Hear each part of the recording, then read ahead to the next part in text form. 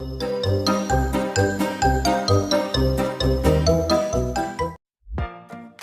right, let's dive in. You guys wanted a deep dive into the metaverse, and honestly, I'm pretty excited about this one myself. We're talking about stuff like virtual offices, concerts you can attend from your couch, even buying virtual real estate. I mean, come on. It's wild, right? Totally wild. So get ready to blur those lines between real and digital, because today we're going deep into a podcast episode called The Metaverse Explained. What it means, and how it could change our lives, from the show Thoughtful Living. Oh, I've heard of that one. Yeah, it's good. The hosts, Ryan and Sophia, they got me thinking about all sorts of possibilities, and you know me, I love a good what if. You really do. So maybe we should start with, what actually is the metaverse? Because I think there's a lot of confusion around that. Yeah, for sure. And it doesn't help that the term gets thrown around a lot without a really solid definition. Right, exactly. So help us out here. What is it, really?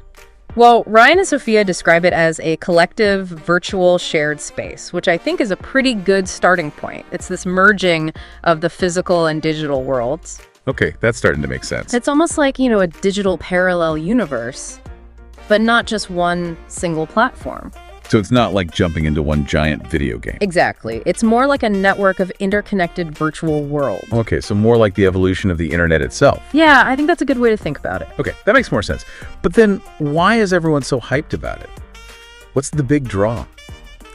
Well, you've got to think about, how the pandemic forced us all into these digital spaces. True. Like Zoom became our life. Right. So the metaverse feels like a natural progression from that. We crave connection. And this offers a way to be virtually present with colleagues, friends, even at events. That's actually pretty cool when you think about it that way. Yeah. And Ryan and Sophia are especially excited about how the metaverse could change how we work, learn, and play. But they also bring up some really important points about making sure this doesn't just benefit a select few. Yeah, that's super important. We can't just replicate all the same inequalities we have in the real world. Exactly. So let's talk about work. Because Sophia actually describes these virtual meetings with avatars, collaborating in 3D, even having whole virtual offices. Imagine no more commutes. Oh, I would love that. Right. It sounds pretty appealing, especially for people who, dread that daily grind. Yeah, definitely. But then it raises the question, if our office is always just a click away, what happens to that whole work-life balance thing? Yeah. Ryan brings this up as a potential problem. Yeah, it's a really good point, because it's easy to get caught up in the novelty of it all, but we need to think about the long-term effects. Like, we've all experienced that blurring of lines over the past few years. Right. So it's something we should be mindful of. Okay, so work could get tricky. What about education? Sophia talked about learning about space by, actually moving through a virtual galaxy. Imagine how engaging that would be for students. Oh, I love that idea. It taps into that hands-on learning style that works so well for so many people. Right. But again, accessibility is key. Ryan really stresses that. This technology could transform education, but only if it's available to everyone. Yeah, that's a really good point. Otherwise, we risk making the digital divide even worse, and nobody wants that. No, definitely not. All right, now for the fun stuff. Entertainment. Ryan went to a virtual concert, and he was totally blown away. He was raving about the visuals and the feeling of being there with other fans. It kind of makes you wonder about the future of concerts and stuff, right? Yeah, for sure. And Sophia adds to that. She points out how these virtual events can actually be more inclusive in a way. Imagine people from all over the world attending concerts or conferences. Whoa, yeah, that's amazing. It breaks down those geographical barriers, opens up a ton of possibilities. But Ryan also brought up a good point. Can these virtual experiences ever really capture the energy of a live event?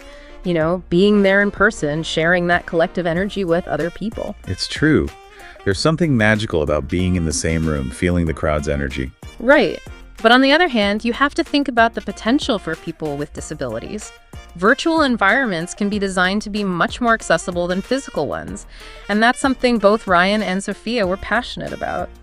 It highlights how the metaverse could create more inclusive experiences for everybody. Totally. I mean, that's something I'm really excited about. It's definitely a big plus. Okay, now for the part that really blows my mind. Virtual economies and digital ownership. Oh, yeah. That's where things get a little crazy. Oh. Ryan mentioned people spending millions on virtual real estate and NFTs. Millions. It's hard to wrap your head around. It really is. But it actually makes sense when you think about it from Sophia's perspective. Okay, how so? She talks about scarcity, sure, but also self-expression. It's kind of like why people collect art or buy designer clothes, Yes, right? you're expressing yourself. It's about showcasing your identity and maybe even your status. So it's like, digital assets become a way to show who you are in the metaverse. Okay, I see what you mean. But then Ryan brings up the question of whether this could create new forms of inequality. It's like we're repeating history, but in the digital world. It's definitely a concern. Like, as these virtual assets become more valuable, will only wealthy people be able to really participate in the metaverse? That's what Ryan's worried about, and it's a valid point. If we aren't careful, we could end up making existing inequalities even worse instead of making things fairer. Yeah, that's definitely something to keep an eye on. Okay, one last big topic that Ryan and Thea talked about: privacy and security. With all this personal data being generated in the metaverse, how do we even begin to protect it? It's a massive challenge, and both Ryan and Sophia say it needs a lot of attention. They talk about the need for really strong security systems and giving users actual control over their own data. Transparency from the developers is key, but Ryan also points out that users have to be smart about what they're sharing online, too. Right, we have to take responsibility, too. We can't just expect the tech companies to do everything. Exactly. It's a shared responsibility. Like, we need to be aware of the risks and make good choices about how we engage with the metaverse. Okay, so, after hearing all of this, I'm even more intrigued by it all. What gets you the most excited about this whole metaverse thing? What really gets your brain going? Well, for me, it's the potential for creativity. Ryan was really into this too. It's like this huge blank canvas where people can build anything and create experiences that you just couldn't have in the real world. I love that. And Sophia really highlights the power of connection. Imagine being able to connect with people from all over the world, sharing these experiences that feel real and meaningful, even though you're not physically together. That's what gets me really excited. It's like the ultimate human connection, breaking down those physical barriers. Yeah, that's it. It's all so exciting and a little bit scary at the same time. It is, right? It's like we're on the edge of something completely new and transformative, and we have to figure it all out. That's the beauty of it, though. We're at the beginning, the early stages, and the future really depends on the choices we make now. I feel like we've only just scratched the surface here. We've talked about all these big ideas, but what does the metaverse actually look like right now? Well, think of it like the early days of the internet. Okay, like the Wild West, huh? Dial-up connections, pixelated graphics, but a lot of potential, right? Exactly. But I need something I can picture. What does it look like now? What are some actual examples of the metaverse? Well, think about games like Fortnite or Roblox. Okay, yeah. Millions of people, especially younger generations, are already spending hours in those massive online worlds. It's true. My kids are obsessed with those. Right. They're socializing, playing games, even going to virtual events like concerts and fashion shows in those games. Oh, yeah. Remember that Travis Scott concert in Fortnite? That was huge. Exactly. That was a major cultural moment. And it really showed how the metaverse can bring people together in these totally new ways.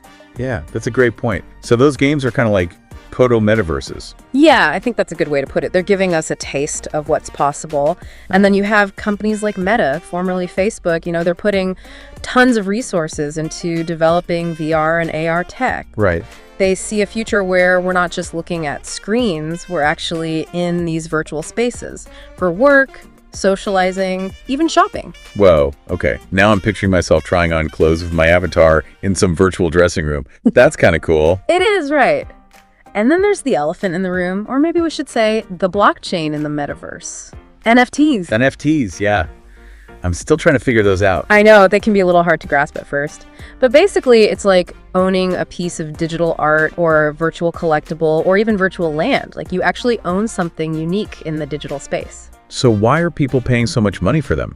It can't just be about the tech, right? No, it's definitely more than that. Part of it is scarcity, just like in the real world. If something's rare, it's seen as more valuable. Makes sense. But Sophia talks about something else too. Self-expression and community. Owning an NFT can be a way to show what you're interested in and connect with other people who like the same things. So it's like being part of a club, but online. Yeah, exactly. But looping back to what Ryan was saying about inequality, It could also mean that only wealthy people can afford to participate in these virtual economies. Yeah, that's a worry. Right. As these digital assets get more valuable, we need to think about who's being included and who's being left out. We don't want to create a digital divide within the metaverse itself. That's where things like regulation and ethics come in. Definitely something to think about. So what are some of the big trends we should be paying attention to right now in the development of the metaverse? Well, one of the most interesting trends is how all these different technologies are coming together. VR, AR, blockchain, AI, high-speed internet, they're all combining to create these really immersive experiences. It's like all happening at once. Right. But there are some big challenges too, of course, like how do we protect privacy and security? How do we make sure everyone can access the metaverse? How do we make sure it's easy to use? Those are just a few of the things we need to figure out. Yeah, as the tech gets better, we need to make sure it's being used for good and that everyone benefits. Exactly. And one thing that's really important for the future of the metaverse is interoperability. That means being able to move between different virtual platforms and worlds without any problems. Oh, like taking your digital stuff with you. Exactly. That's the dream, but it requires everyone to work together and agree on some standards. So no more of those walled gardens controlled by the big tech companies. Ideally, no. But it'll take a lot of work from developers, policymakers, and even users to make that happen. And it's not just about the tech itself, it's about the social and ethical stuff too. Like, how do we make sure the metaverse is safe and inclusive for everyone? How do we prevent harassment and discrimination? Yeah, these are big questions. It feels like we're trying to build a whole new world, and we have to get it right. It's true. It's a time of huge uncertainty, but also a time of incredible possibility. And the choices we make now are going to have a big impact on the future. So how can regular people like us be part of this conversation? Well, the first step is to stay informed. Read articles, listen to podcasts, follow people who are talking about the stuff. The more you understand about the metaverse, the better prepared you'll be to deal with it all. Okay, good advice. Learn as much as we can. Phil Wills. Don't be afraid to ask questions. Challenge assumptions. Talk to people about the ethical and social implications of all this. The more people who are involved in this conversation, the better. It's about making this a conversation everyone is having, not just something happening in Silicon Valley. Exactly. The metaverse has the potential to affect everyone, so we should all have a say in how it develops. I'm starting to feel like I can actually be part of this. That's the spirit. And remember, the metaverse is still developing. It's not set in stone. There's still time to make our voices heard. We started this deep dive talking about virtual worlds and all that, but now it feels like we're back to talking about real-world action and human connection. It's all connected, right? The metaverse is digital, but the choices we make in the real world will decide what it becomes. It's interesting how it works like that. It really is, and I think that's the perfect way to transition it to our final thoughts on the metaverse. Yeah. So we've gone from, like, what even is the metaverse to talking about all the ways it could change things. And we've talked about what it actually looks like right now. It's a lot to take in. What are your thoughts now? Has your view on the metaverse changed at all? Yeah, I think so. I mean, like a lot of people, I started out pretty skeptical. It's easy to just think of it as another tech fad, Right. But going through all of this, I'm starting to see that it's something much bigger. It could actually change the world in some pretty major ways. Yeah. And it's not a matter of if it will happen, it's more about how it'll happen. I feel like I went in super excited, ready for all the possibilities. But now I'm realizing it's more complicated than that. There are some real risks along with all those amazing opportunities. Exactly. It's not black and white at all. And that's why it's so important to have these conversations. The metaverse isn't good or bad in itself. It's a tool, right? And like any tool, it depends on how it's used. It's up to us to use it responsibly. Exactly. And Ryan and Sophia, they really emphasize that in the podcast. Like, we have to be intentional about how we use the metaverse and what's important to us. So it's kind of like we're at this crossroads where we're creating a whole new way of life, not just a new technology. It's exciting and scary all at the same time. Totally. And that's where we all have to take responsibility. It's easy to feel overwhelmed because it's all so big, but every little thing we do matters. Like what information we share online, what platforms we use, even just the conversations we have. So it's not just about waiting for the government or the tech companies to figure it out. We all have a part to play. Absolutely. We need to ask hard questions, demand transparency, and hold each other accountable. This isn't just about technology, it's about our society and our culture. We have to be active participants, not just sit back and watch. You know, it's funny because we started talking about these virtual worlds and digital realities, but now we're talking about how our actions in the real world will shape this digital future. It's all connected, isn't it? The metaverse is digital, but it's a reflection of us. Our values, what we hope for, even our flaws.